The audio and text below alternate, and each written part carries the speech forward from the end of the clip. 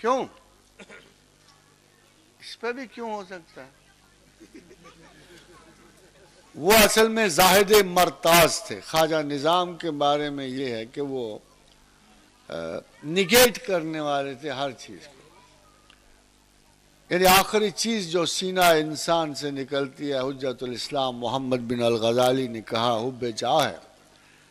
تو خواجہ نظام کے بارے میں مشہور ہے کہ وہ پبلک سے بڑی گریز کرتے تھے. اتنا گریز کرتے تھے کہ جب دلی کے قریب جب بس رہے تھے تو ان کا خیال تھا کہ میں لوگ بڑھ گئے ہیں تو میں دلی سے بھاگ جاؤں. اسی تردد میں تھے. ہنڈیا چڑھی ہوئی تھی. ایک درویش نے آواز دی. آپ نے دروازہ کھولا. اس نے کہا کچھ کھانے کو ہے؟ تو نے کہا ابھی پکا نہیں. خواجہ نظام نے کہا. اس نے کہا ہم پکا لیں گے. تو وہ آگے بڑھے اور ہنڈیا میں ہاتھ ڈال دیا. جب اس ابلتی ہوئی ہنڈیا میں ہاتھ درویش نے ڈالا تو خواجہ نظام کھٹکے کہ این چیز ہے دیگریست، کہ تو کچھ اور ہی قسم کا لگتا. بہرحال جب وہ کھا چکے تو الجھے ہوئے تھے سوال میں کہ دلی رہیں نہ رہیں. تو درویش نے بڑی خوبصورت بات کی جو کتابوں میں درج ہے کہ جب تو چاند ہوا تھا، بات اس نے یہ کی کہ اے نظام جب تو چاند ہوا تھا تو تیرا خیال کیا تھا؟ لوگ تجھے دیکھے نہیں. واہ. اس درویش نے کہا کہ اے نظام جب تو چاند ہوا تھا تو تیرا کیا خیال تھا کہ لوگ تجھے دیکھیں گے نہیں. تو خواجہ نظام نے اس اشارے کو سمجھا اور پھر دلی میں نظام دہلی کی طرح قائم ہوئے. اب ظاہر ہے کہ درویش دنیا کو اپنے لیے موت سمجھتا ہے. یہ ایکسٹریمٹی چشتیہ درویشوں میں آئی تھی. یہ بڑے درویشوں میں شاید اس طرح کا احساس شدت سے نہیں آیا، مگر ظاہر ہے کہ درویش ہمیشہ ہی دنیا سے ڈرتے رہے ہیں. جب یہ دعا دی تو آپ اس خوف سے روئے کہ کہیں دنیا کی عطا مجھے میرے مراتب سے معزول نہ کر دے. ویسے صاحب یہ بہت سے دوستوں نے اسی نوعیت کا یہ سوال ہے، اس کا مفہوم ایک ہی ہے.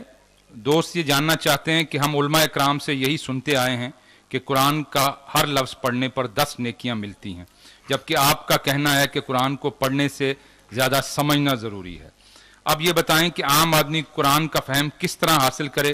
کیا ترجمہ پڑھنا کافی ہے اور ویسے عربی ریڈنگ چھوڑ دینی چاہیے؟ اگر نہیں تو ریڈنگ کس طرح کرنی چاہیے؟ معاف کیجیے گا، میں نے یہ کبھی نہیں کہا کہ قرآن پڑھنے پہ ثواب نہیں ملتا. جس شخص کو پتا ہو، میں اور میری حیثیت کا، جب رسول اکرم صلی اللہ علیہ وآلہ وسلم نے ارشاد فرمایا کہ الف لام میم پر ثواب ہے، بلکہ الف پر ثواب ہے، لام پہ ثواب ہے، میم پہ ثواب ہے، تو ہم ایسے گستاخ کہاں کہ اس حقیقت سے انکار کریں. میرا کہنے کا مطلب کچھ اور ہے کہ گریڈز ہیں ایجوکیشن کے. جس کو پڑھنا ہو خدا واسطے پڑھے، آگے بڑھ کے پڑھے، تحقیق کی طرح پڑھے، ایم اے اور بی اے اور پی ایچ ڈی کی طرح پڑھے. اور چونکہ ہمارے جتنے استاد، ہمارے جتنے عالم اس وقت مذہب کے عالم ہیں، بذات ہی اگر انہیں کسی دوسری طرف بھیج دیا جائے اور کسی دوسرے علم کی تحصیل کے لیے بھیج دیا جائے تو وہ میٹرک بھی کوالیفائی نہیں کرتے، چاہے جائے کہ وہ قرآن کے اعلیٰ ترین آیات کے مطالب کو غور و فکر سے سمجھ سکیں. میرا خیال یہ ہے کہ کچھ لوگ تو ضرور ایسے ہوں گے جو اس معیار تک نہیں پہنچیں گے. کچھ کو نازلہ کا ثواب ہوگا، کچھ کو سمجھے اور پڑھے ہوئے اور مطالب سے پڑھے ہوئے قرآن کا ثواب ہوگا، کچھ کو اس سے آگے بڑھ کر غور و فکر کرنے والوں کا ثواب ہوگا، اور سب سے اوپر ان شناسائے فطرت کا ثواب ہوگا جو صبح و شام تخلیق کائنات پہ اللہ کی ریفرنس سے غور کرتے ہیں. وَالرَّاسِخُونَ فِي الْعِلْمِ آمَنَّا بِهِ يَقُولُونَ كُلٌّ مِّنْ عِندِ رَبِّنَا. کچھ ایسے لوگ بھی تو ہوں گے جن کو خدا خطاب کر کے کہتا ہے کہ میرے علم میں یہ راسخ لوگ. ویسے صاحب ہمارے دوست جاننا چاہتے ہیں کہ حروف مقطعات کی تعداد تو 14 ہے، باقی حروف تہجی کے خواص کیا ہیں اور یہ حروف مقطعات کے ساتھ مل کر کس طرح کام کرتے ہیں؟ یہ لیڈر اسما ہیں، کچھ واولز ہیں، کچھ جوڑ ہیں، کچھ ملانے والے ہیں، کچھ اینٹونمز ہیں، کچھ سینونمز ہیں. تو حروف مقطعات جو ہیں، میں جو ایسے کہیں جیسے آپ ایک بچہ نیا پیدا ہوتا ہے تو آپ دیکھیں آج بھی اس پہ 2 لفظ بڑے آسان ہیں، ماما ابا آسان ہے، الف لام میم کے دائرے اس پہ آسان ہیں. تو یہ انسانی لینگویج کی تربیت بھی انہی اسماء سے ہوتی ہے. اور خداوند کریم نے اس کے علاوہ بہت سے گرامر، باقی چیزیں بھی انسان نے انہی اسماء کو آگے بڑھاتے ہوئے پوری الفابیٹ ترتیب دی ہے، گرامر ترتیب دی ہے، زبان کے رنگ و ڈھنگ تخلیق کیے ہیں. تو ان سے ان کی اہمیت پہ فرق نہیں پڑتا، مگر جو فائلنگ ہوئی ہے، ابتدائی فائلنگ ہوئی ہے، وہ یہی 14 اسماء کی. پروفیسر صاحب، یہ دوست جاننا چاہ رہے ہیں کہ موسیقی اچھی چیز بھی ہے اور بری بھی. اب تو نعت بھی موسیقی کے ساتھ پڑھی جا رہی ہے، اور وہ لکھتے ہیں کہ میں نے آپ کو بھی موسیقی پر جھومتے دیکھا ہے. کیا قرآن موسیقی کے ساتھ نہیں پڑھا جا سکتا؟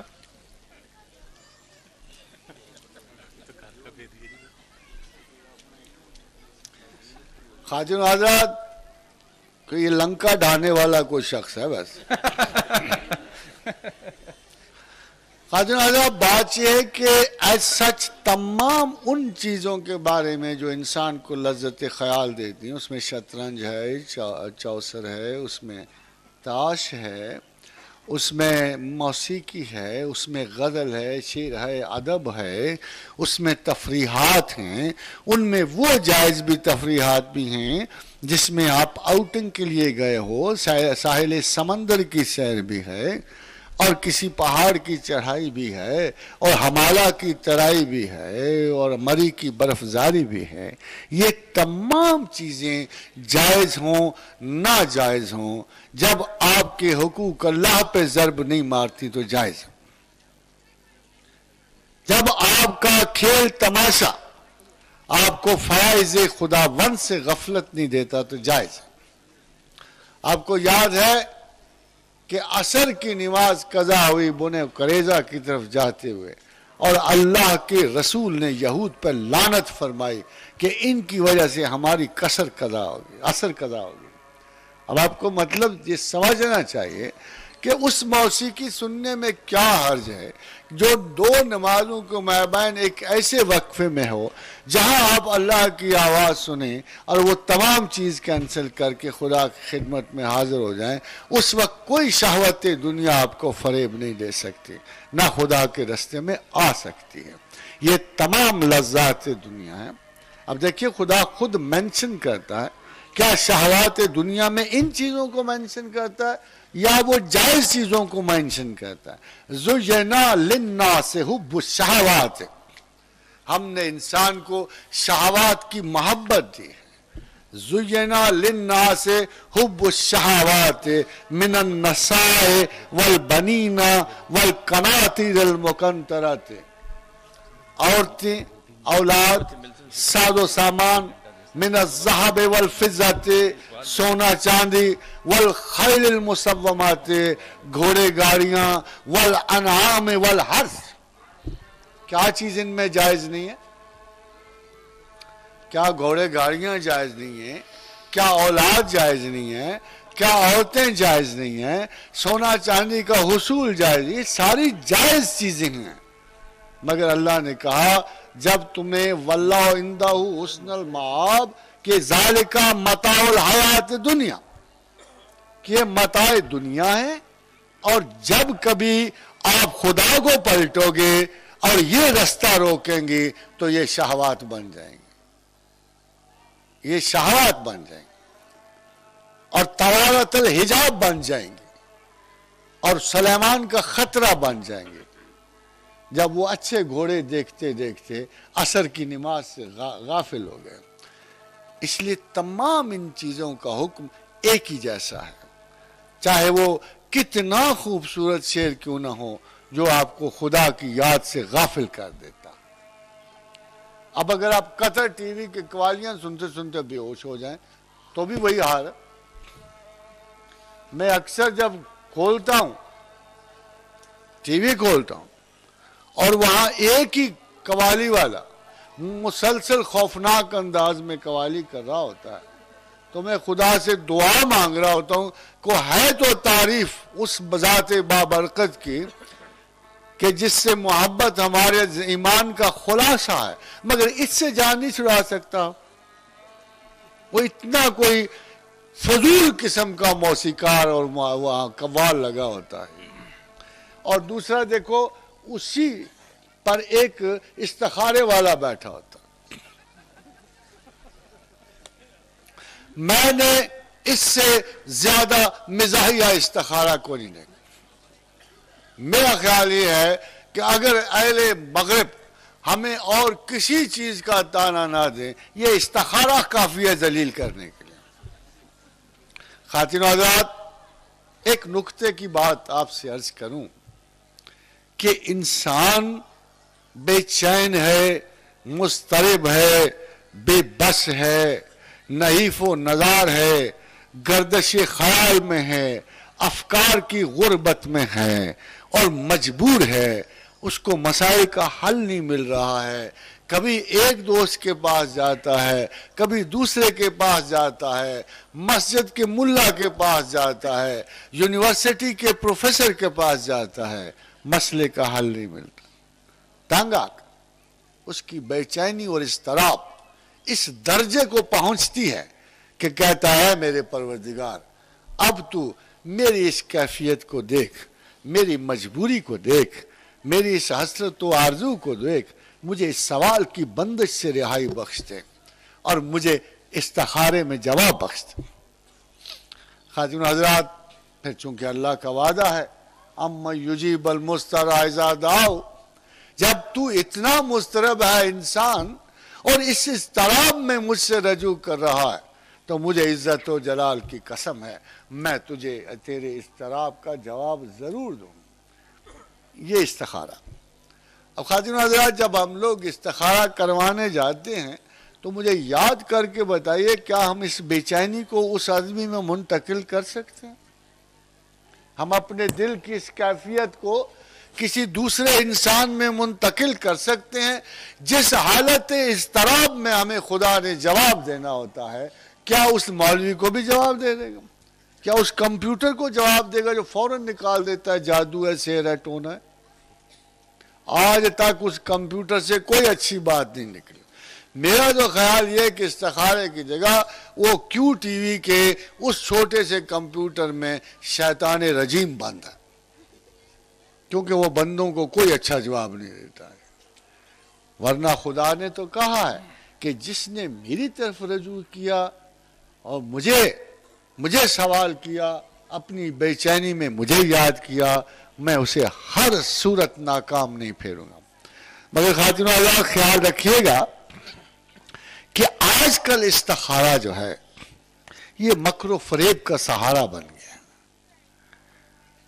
لوگ شادی کرتے ہیں، رشتے ناتے دیتے ہیں، اگلے دن کو بہتر رشتہ آ جاتا ہے، اب اس سے جان چھڑانی ہے، خود جان نہیں چھڑا سکتے، مولوی کو بیچ میں ڈال دیتے ہیں. استخارہ کیا ٹھیک نہیں آیا، لو جو وعدہ توڑو چلتے بنو. اتنی شادیاں ٹوٹتی ہیں. غضب ہے کہ لوگ اس طرح منہ پھیرتے ہیں حقیقت سے، سچائی سے، وعدے سے، اور سب کا عذر ایک ہی ہوتا ہے، مولوی صاحب کے استخارہ میں نہیں آیا. یہ اس کا ایک ناقص طریقہ فکر ہے جس سے آپ کو خبردار رہنا چاہیے. معزز خواتین و حضرات، بہت دیر سے پروفیسر صاحب مسلسل بولے جا رہے ہیں اور ہمیں احساس ہے پورا دن بڑی بھرپور اننگ انہوں نے کھیلی ہے. اب میچ ختم ہونے میں 15 منٹ باقی ہیں اور ہم چاہتے ہیں کہ ناٹ آؤٹ جائیں یہ. تو اس اسنا میں ہم تھوڑا سا حضرات، یہ بڑے سخت بے ایمان امپائر ہے. ہر مرتبہ جب میں نے اچھی بال کی انہوں نے وائڈ قرار دیا اور مجھے دوبارہ پھر انہوں نے سوال دے دیا.